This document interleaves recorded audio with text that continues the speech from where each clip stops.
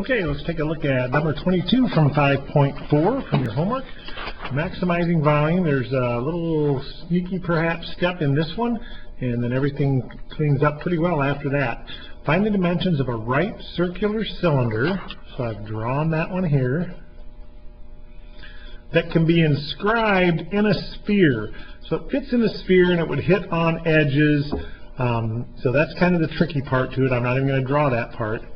And the sphere would have radius 10. What is the maximum volume? So our volume for our cylinder, and that's the maximum volume of the cylinder we're looking for, is base pi r squared times height. Just as if it was a prism, base times height is our volume. Now, if we had the sphere that this was inscribed in, radius 10, this is the sneaky part to it. This distance, if I go from this point, let's say right here on my cylinder, the furthest point away from that would be right here. And that would be touching the sphere, and this would be touching the sphere, and that would be as far away as we could get.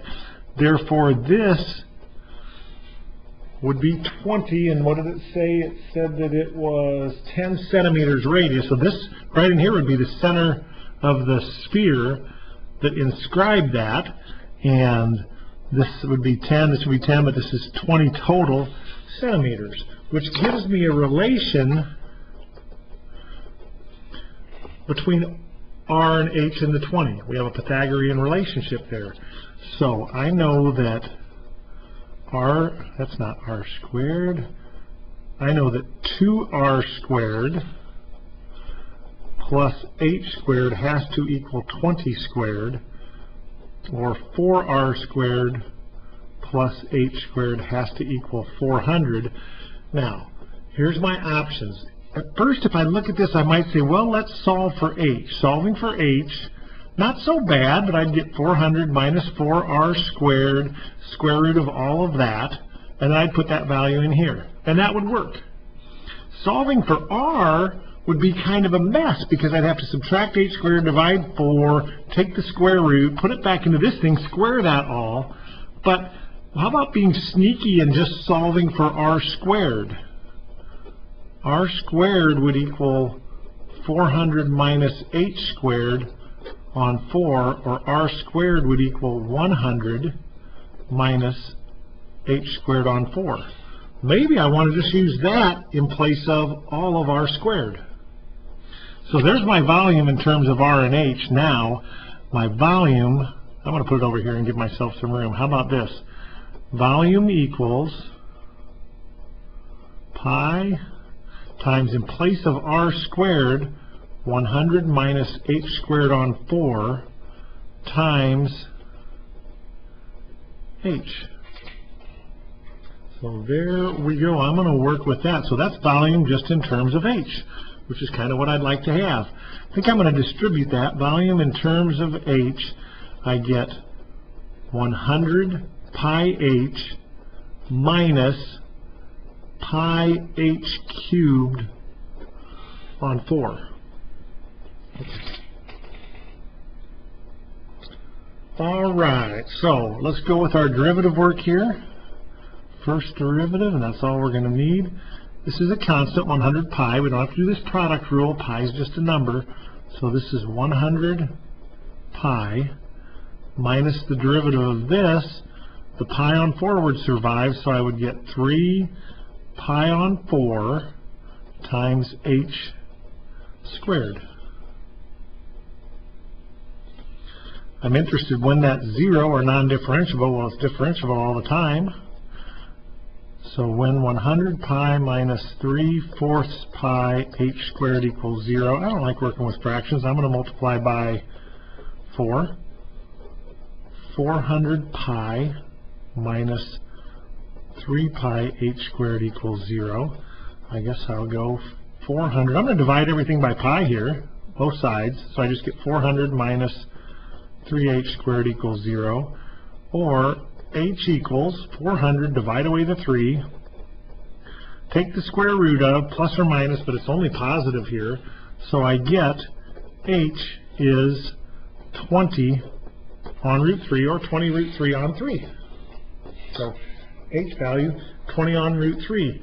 Therefore, my r value, if I come back up to right, where do I want to find my r value at right here? Maybe I'll just find my r value right here. So I get 4r squared plus 20 on root 3 squared equals 400. Again, that is just from right here. So that's 4r squared plus 400 on 3 equals 400. You know me, I don't like to work with fractions, times 3. 12r squared plus 400 equals 1200. 12r squared equals 800. Divide by 12. I should be able to do that. 800 divided by 12 is 66 2/3. So I get r squared equals